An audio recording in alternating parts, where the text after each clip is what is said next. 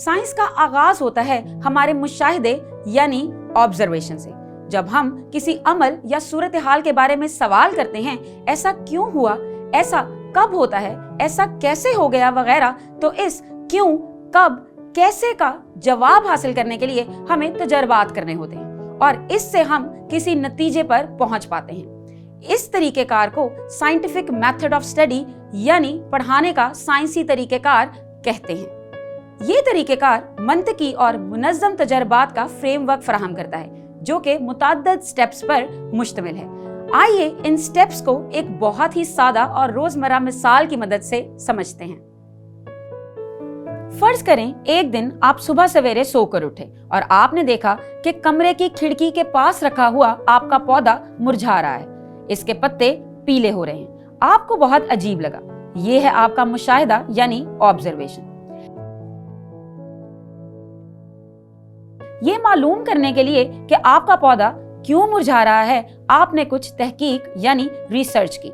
आपने पौधे के बढ़ने की जरूरियात यानी सूरज की रोशनी, पानी और ग़िज़ा वगैरह के बारे में पढ़ना शुरू किया और ये अखज़ किया कि मसला इनमें से किसी एक अंसर के साथ हो सकता है। आपने पहला अंदाजा लगाया कि पौधे को इसकी जरूरत के मुताबिक सूरज की रोशनी नहीं मिल रही। यह है आपका मफरूजा यानी हाइपोथेसिस। आपने सोचा कि इस मफरूजे की जांच के लिए एक तजर्बा करना चाहिए। आपने फौरन पौधे को अपने कमरे से निकालकर एक ऐसी जगह रखा जहां इसे सूरज की रोशनी ज्यादा मिल सके। आपने इसकी देखभाल जारी रखी और बाकी तमाम अवामल को इसी तरह रखा। यह है तजर्बा यानी एक्सपेरिमेंट। आपने ये तजर्बा 3-4 दिन जारी रखा। एक हफ्ते तक आपने रोजाना अपने पौधे में आने वाली तब्दीलियों का जायजा लिया और इन्हें तहरीर किया। आपने देखा कि आहिस्ता आहिस्ता पौधे के पत्ते सब्ज और तरोताजा होने लगे और वो बढ़ने लगा। आपको बहुत खुशी हुई क्योंकि तजर्बे से ये साबित हुआ कि आपका मफरूजा दुरुस्त था। सूरज की मुनासिब रोशनी ने पौधे को सरसब्ज बना दिया।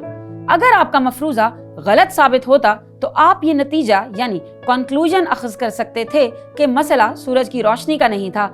ऐसी सूरत हाल में आप दूसरा अंदाजा लगाते और एक और मफरूजा तैयार करते कि पौधे को इसकी जरूरत के मुताबिक पानी नहीं मिल रहा और फिर इस मफरूजे की जांच के लिए एक और तजर्बा करते।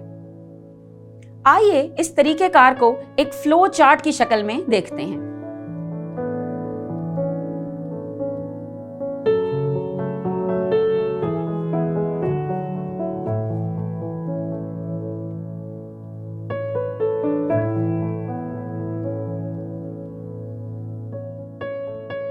मोहतरम उस्ताज़ा, उम्मीद है कि आप पढ़ाने के इस साइंसी तरीकेकार को काफी हद तक समझ चुके होंगे। अब अहम बात यह है कि इस तरीकेकार को क्लासरूम में किस तरह इस्तेमाल किया जाए। इसके लिए आपको लेकर चलते हैं एक क्लासरूम में जहां एक साइंस की teacher scientific method of study के जरिए बच्चों को डिफ्यूजन का अमल सिखा रही हैं। अस्सलाम वालेकुम बच्चों। कैसे हैं आप सब? Very good. आप सबके टेबल्स पे कुछ चीजें पड़ी हुई हैं। अब हर ग्रुप को मैं कुछ हदायत दूंगी जिनको आपने फॉलो करना है और दी गई ऑब्जर्वेशन शीट के ऊपर अपनी मालूमात को रिकॉर्ड करना है। ग्रुप ए यहाँ आके स्प्रे कीजिए।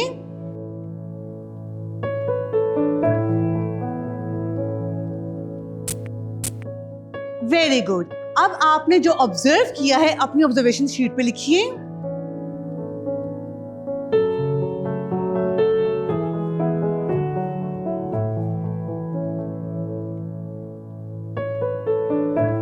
जी ग्रुप बी, अब आपके सामने टेबल पर क्या चीजें मौजूद हैं? Milk and water. जी, अब आप दी गई दूध की मिकदार को आहिस्ता आहिस्ता पानी में शामिल कीजिए और तमाम बच्चे दूध की पानी में की हरकत को ऑब्जर्व करेंगे।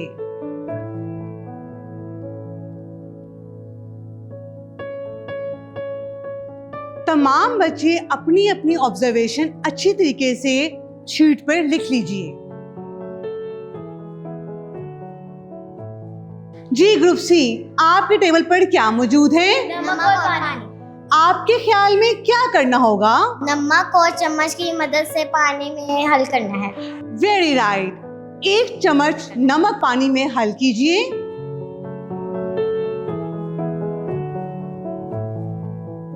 जी, अब तमाम बच्चे इस ऑब्जर्वेशन को अपनी शीट पे तहरीर करें।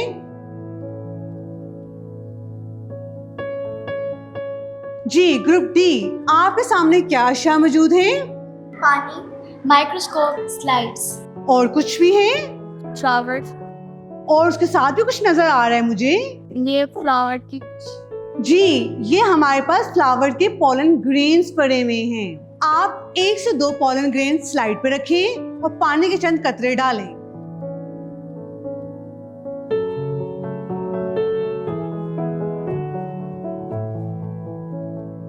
अब आप सब 1 बाय 1 आए, इसको देखें और पॉलन की हरकत को ऑब्जर्व कीजिए।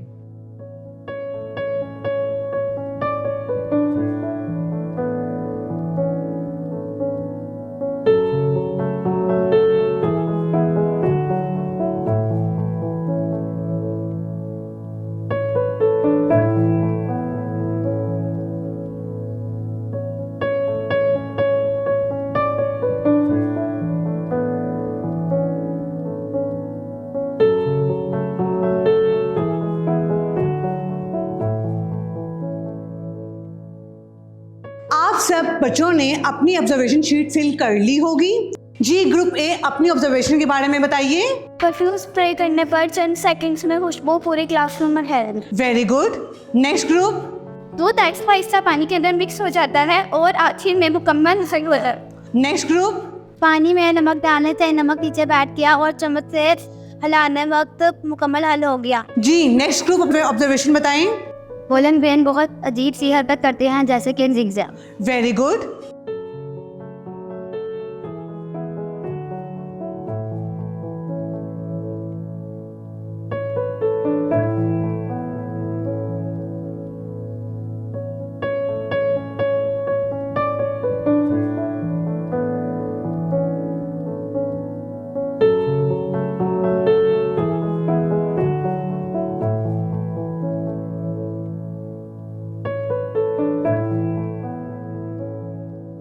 जी बच्चों, क्या ये सारी मूवमेंट्स आपको देखने में एक जैसी लगी? तो इन मूवमेंट्स को देखकर आपके जहन में क्या सवालात आते हैं? अपने अपने ग्रुप्स में डिस्कशन करें और मुझे बताइए।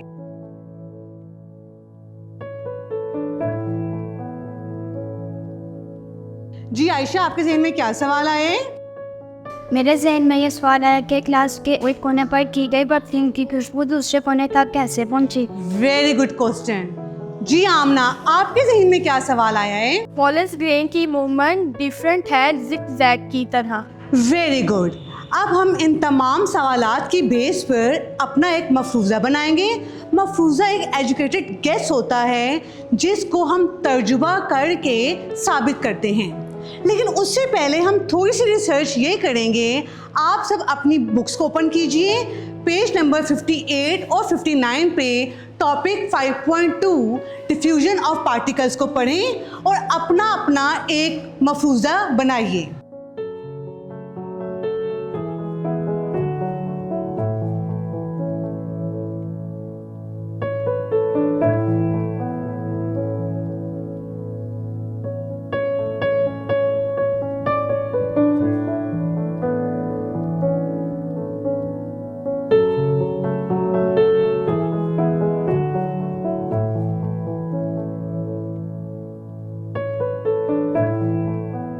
जी, ग्रुप 1 और 2 अपना मफरूज़ा बताएंगे मुझे। ज़ैनब, आप मुझे बताइएगा।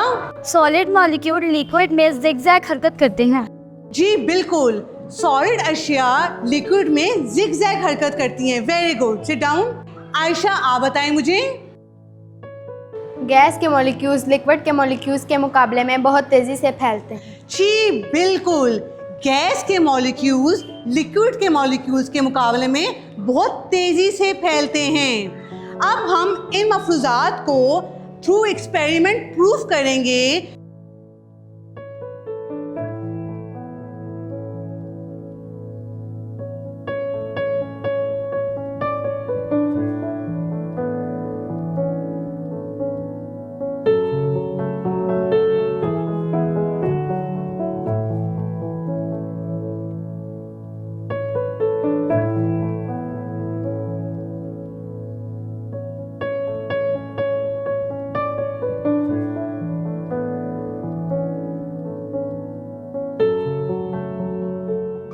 आपने क्या देखा?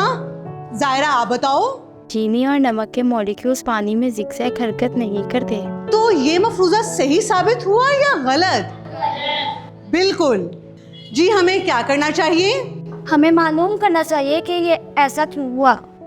गुड। इसका मतलब है हमें अपना दूसरा मफरूजा बनाना होगा। दूसरा मफरूज़ा बना के इसे टेस्ट करेंगे। Very good. जी आमना। गैस के मॉलिक्यूल्स लिक्विड के मॉलिक्यूल्स के मुकाबले में बहुत तेजी से फैलते हैं। जी वेरी गुड। गैस के मॉलिक्यूल्स लिक्विड के मॉलिक्यूल्स के मुकाबले में बहुत तेजी से फैलते हैं। ये मफरूज़ा अब हम टेस्ट करेंगे कि हमारा मफरूज़ा सही है या गलत। जी आज के लेक्चर में हमने साइंटिफिक मेथड ऑफ स्टडी को स्टडी किया है। उसमें हमने क्या किया? पहले एक क्वेश्चन बनाया, उसके लिए हमने क्या की? रिसर्च की। उसके मुकाबले में हमने एक अपना हाइपोथेसिस क्रिएट किया जिसको हमने मफरूज़ा कहा। मुकाबले में हमने एक्सपेरिमेंट किया और उस एक्सपेरिमेंट को देखा कि वो एक्सपेरिमेंट सही था या गलत था। अगर वो सही होगा तो हम उससे क्या निकालेंगे? रिजल्ट्स निकालेंगे और वो रिजल्ट्स हमें हमारे कंक्लूजन प्रोवाइड करेगा।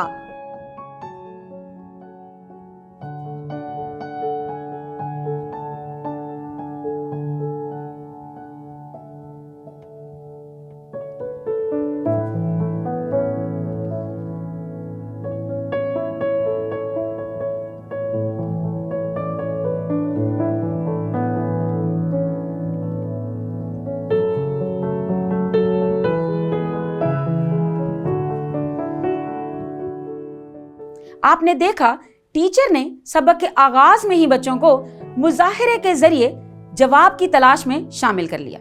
रिवायती तरीका तदरीस में टीचर खुद बच्चों को जवाब दे देते हैं, जिससे बच्चों की तख्लीकी सलाहियतें इस्तेमाल नहीं हो पाती और वो सबक में पैसिव लिसनर होते हैं। जबकि साइंटिफिक मेथड ऑफ स्टडी के जरिए बच्चों में सवाल के जवाब ढूंढने की जुस्तजू पैदा होती है और सबक के इख्तिताम तक उनकी दिलचस्पी बरकरार रहती है। उम्मीद है कि आप साइंटिफिक मेथड ऑफ स्टडी को अपनी तदरीस का लाजमी हिस्सा बनाएंगे। शुक्रिया।